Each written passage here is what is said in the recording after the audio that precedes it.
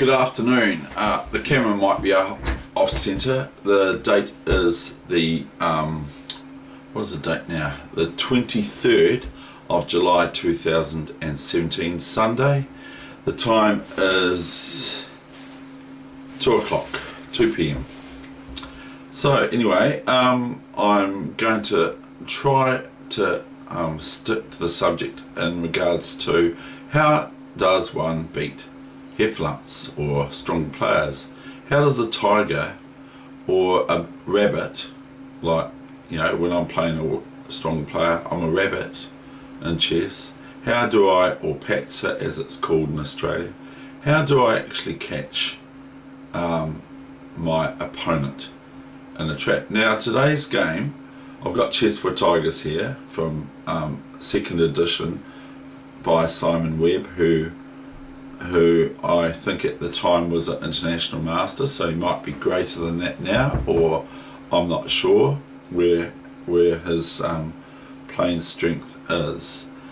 But I've got this book here from him. I can read some of that out of there, but today I just have played on chess.com, so the camera's probably going to be off center.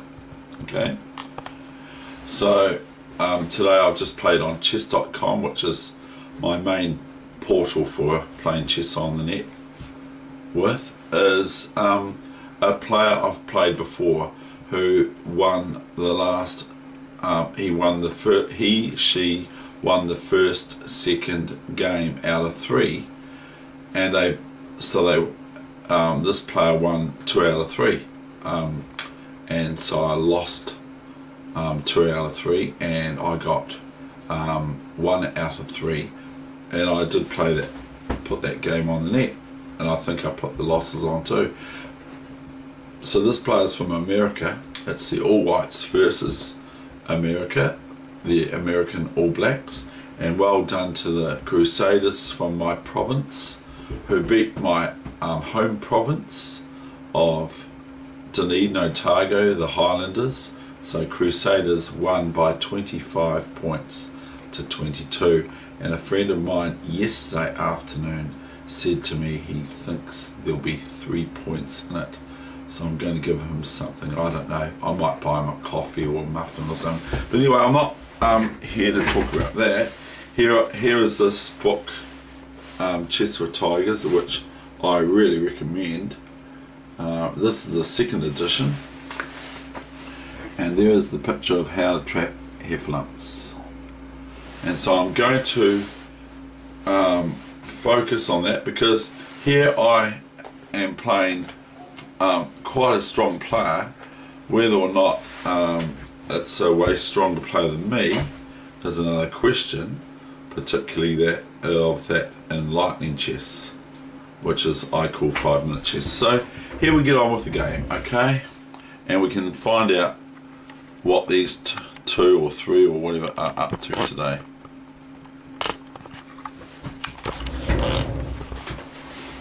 It's still off center, the camera.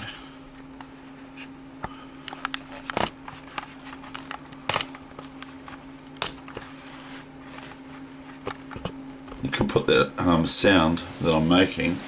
Here's Pingy. See, he's here.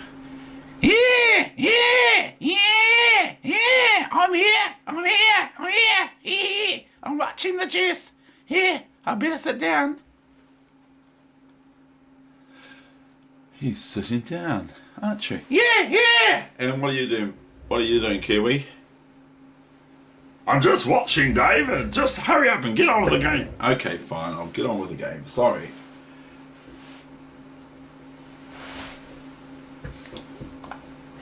I played, when I saw that I was playing the same opponent that I played a couple of weeks ago, 2-3 weeks ago, I thought, right, I've lost the last one with my counter, Sicilian counter gambit, or whatever they call it, wing gambit, Sicilian wing gambit. So I lost it last time, so I decided to be a bit careful this time, but the game went the way I wanted it to.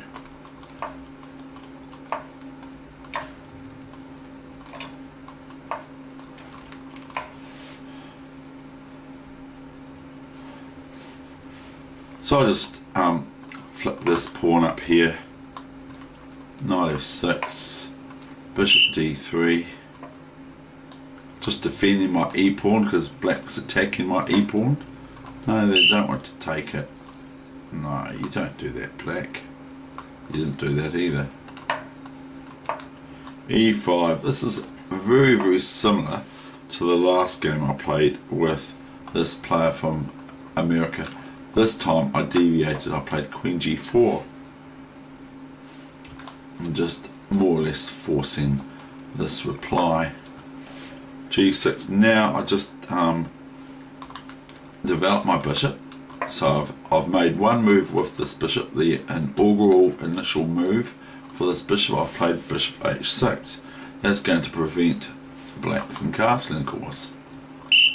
Black cannot castle over a checked line. Even though it doesn't actually land on the square, the king cannot pass over an attacked square, whereas if the rook square was attacked by the bishop, the king can still castle because it's not landing or travelling over an attacked line, over an attacked square. So the king can't move here anyway, but cannot castle, has not got the privilege of castling here because of my bishop on h6 is attacking f8. Okay, so that's a little bit of anecdote, simple coaching there for you to realize, is that you cannot, and the new international laws of chess for competition chess that that came about on the 1st of July 2017 is that you are only allowed to play with one hand throughout the whole game of chess. So that's for hitting your clock and moving your pieces, and of course you have to pick the king up first when you're castling. You cannot pick up both pieces like some of my friends do. You cannot pick up both pieces, the king and the rook, to move them in a flurry, because it's against the rules of chess. So you must use one hand. And then someone said to me, well, what about writing score down? I said, well, that's not what we're talking about here. We're talking about you're not allowed to use two hands to make your move in chess, or two hands, one for the pieces, one for the clock, which is an old rule, but this is now, once you start playing with your left hand or your right hand, that's it. That's the game. That's the hand you're using. I think that's correct. I don't know, but you're only allowed to use one hand for moving the pieces and hitting the clock, which is an old rule, but I think that now extends to you're not actually allowed to. Anyway, so I'm not entirely clear on the ramifications of that rule, but that's what I understand is, and that's how I play anyway. I always play one-handed. I find my left hand is faster than my right hand for some reason. So if you want to put me on the back foot, you get me to be, you put the clock on my right side, and I don't like it. Knight c6 came to reply. Knight f3, continually developing. Okay, a6. Knight bd2, continually developing. Develop. Number 9. Develop.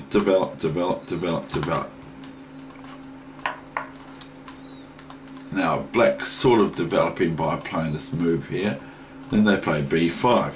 So what they're concentrating on is their strength lies. You'd think that white would be getting attacked on, sorry, I'm wrong. Black's focus should be that on the queen side, white on the king side and in the centre, and black can have influence in the centre and the Sicilian as well. Whereas white is met with a lot of mucking around here from black, and so I just now I just go, right, I've developed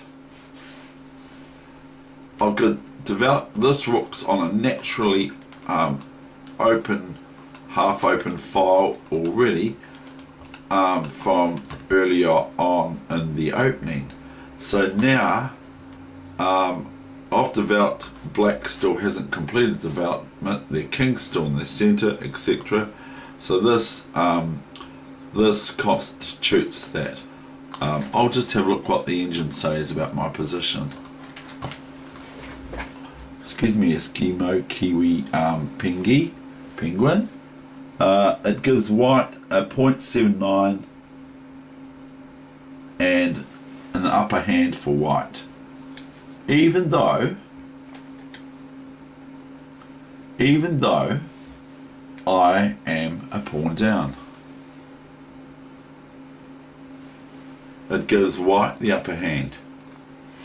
Because the piece play is better, I can, and I do, I believe I play it now, yes I do, I play h4 now. Knight b6 now. It says my best move here is queen f4. But I didn't play queen f4. I played h5, so it gives that as 1.14. Now after h5 it goes back down a little bit to 0.78 if black plays rook g8, but still upper hand. So anyway, I'll turn the engine off now because it will distract me and probably everyone else. h5, it's quite cool though. We're watching what the computer thinks about it. Bishop b7, hg6, hg6, bishop g5. They've got quite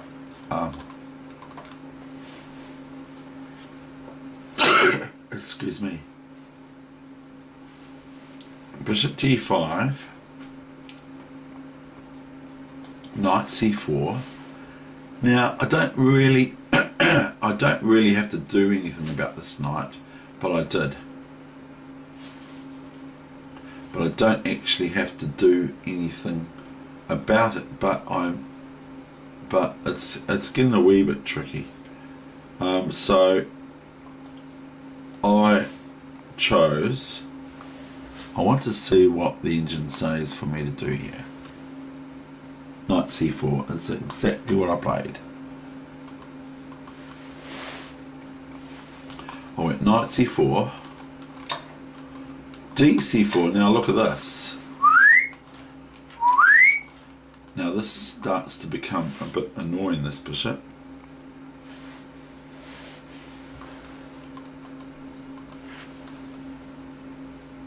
Now I played possibly the wrong move. It says for me to play this. The computer, bishop g6, and that does look quite hard for black to meet.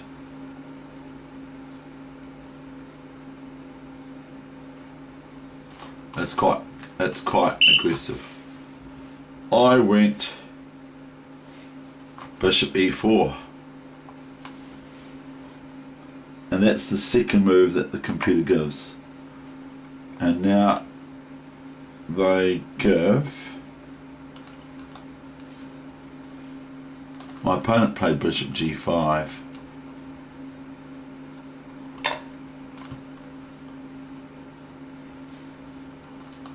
knight g5, rook h4. No, that's not the point.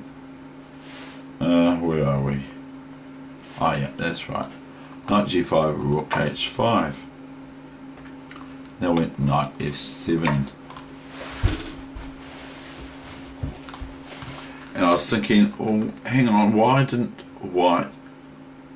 I get met with rook h4? as my opponent plays something different. But notice if we'll just be basic about this. Okay, if king f7, because the knight's attacking the queen, then queen g6, and I think it's pretty good for, I think this is pretty good for white. What does the computer say? Yes, decisive advantage. And there's one line that if king e7, it's mate in 2. Okay. And so the mate is this. Check. Checkmate. Okay, so the computer sees these things very quickly. I just saw if king e7, then I just thought, well, I'll just take this rook, because I like eating things. But here is just check, and then the final checkmate. So cancel.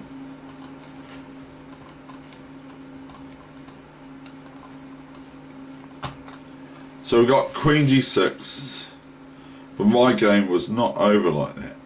So that's how. Did I miss that, by the way?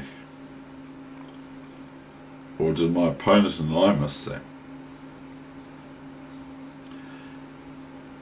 Yes. What happened there? That's not what even happened anyway. So black didn't go in for any of this. Sorry. I was thinking, well, what happened? Knight f7. Then my opponent played queen h4. And I thought before, like I was saying, I thought, why didn't black play rook h4? Because I thought, well, that gets a bit knobbly, doesn't it? But no, it doesn't, because of queen g6. Okay, let's just look at rook h4, okay? New variation, queen g6. If rook h4 takes e4, then white can just take this. But then the black, and that's check. And so the king really is duly responsible to take that. And then white can snuffle this rook on e4 and make sure that they don't fall for anything silly like knight takes here or here, and then forget that their queen is able to be captured. But they just have to be very careful, of course, still to watch out for this white squared bishop, which would be quite strong if there was a rook here, but then it wouldn't be, would it? Because the queen would just take the bishop if the knight alerted itself. But so if this was the position, then white would be probably met by knight to a5, which is defending the bishop on b7. And also, if we set the position up and the queen moves away, this is rook check, and then rook takes pawn check, and got to be careful though, David, that you don't allow the king to move off this quadrant of squares here. You've got to make sure. But anyway, we're talking kind of half nonsense, but that's okay. So after knight f7, my opponent went queen h4. New variation, Dave, new variation. The computer should know. Okay, yeah, I know it should do, shouldn't it? Yeah! Okay, what do we got here? Right, we're back to the game. Back to the drawing board. Rook h4, bishop g6. Look at that.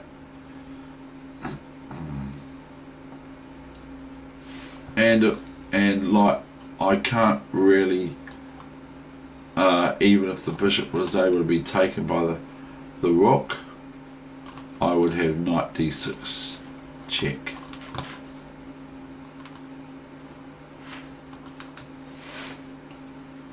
So we got we've got this position now, knight f7, and then we've got king e7 to get out of the way of discovery checks or double checks with this knight here, or knight here maybe coming in here, I don't know. I haven't looked at that part of the game because I didn't go there, or my opponent didn't go there.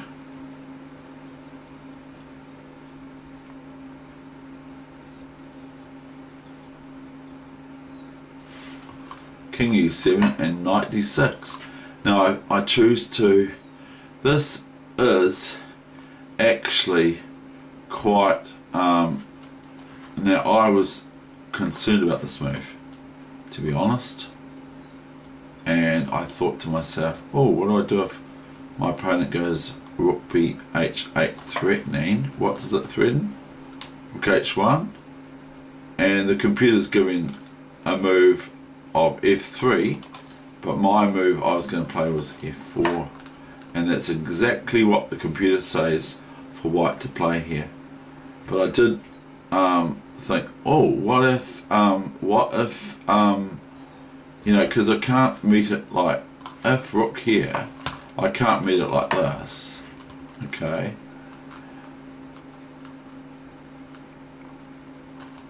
Because, oh, maybe I can, I don't know, but we've got, it's looking pretty bad for white. White is, yeah, I've seen it.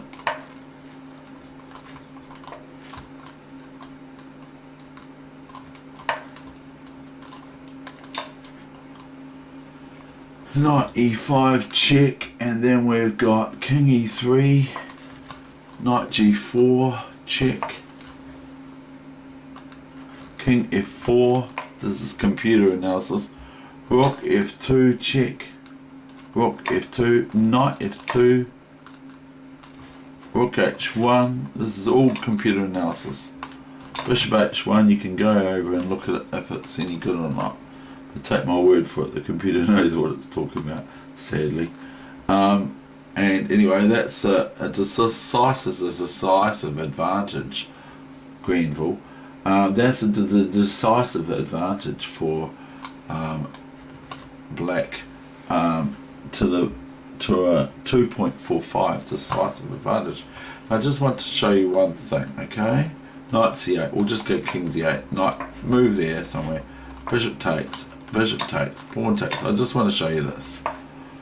This bishop acts as a protecting the passed pawn, like a protected passed pawn. This d3 is pawn, because the bishop can swing back here anyway, but at the moment it can be taken, but not really, because it's a pseudo defense or pseudo idea for white to play, because of the d2, similar to a protected passed pawn normal, which is a protected passed pawn is a pawn's part protecting this pawn on d3 or f3 or whatever the case may be.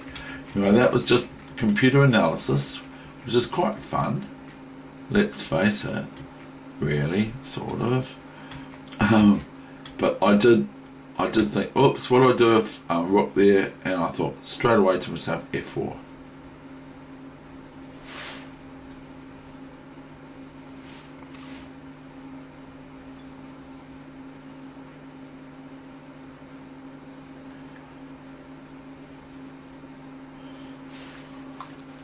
Rook g4. New main line, you should know that, computer. You know I'm not going to play that stuff. Knight b7. Now this is getting really interesting right now. Knight g7, knight b7, knight b7, knight b7, rook g6. And now go, oops, I see a wee pawn here, I've got this pawn back. Rook a6. And obviously my opponent can play rook b7. Can play rook b7. And I play rook c6, and then black would have b4, as the computer would probably show. I'm just going to switch the engine off now. So black would have b4 after rook c6 for me, and etc. So, but my opponent played the right move according to the computer, which is knight d4. And I went cd4. Amazing, eh? Rook b7. Amazing, eh? Now this is what it says. How to beat someone better is to play aggressively. Now my play aggressively and attack and all that sort of stuff. Like if I hang around, look, all these pawns are just going to be coming much. No, but I go d5 with the idea of d6, getting my own passed pawn established, sort of thing. But my opponent goes chop, and then the rest is kind of history, because d4 and resignation was received by my American opponent, who I respect, because this player beat me 2-1 the other day. So I'm not going to be too easy going on or flippant with my moves. That's the end of my session. By the way, the weather today in Christchurch has changed from what they called the flood warnings of the, that went international in the news. I mean, like, it's not like an earthquake. Water isn't, that's for sure. But today, water can be very, very devastating and everything like that. That's not what I'm saying. But in New Zealand, or in where I live in Christchurch, the weather was wet, like lots of water. But today, I'm just going to stop talking about that now. Today, the weather is, since about midday, a nice blue sky in Christchurch.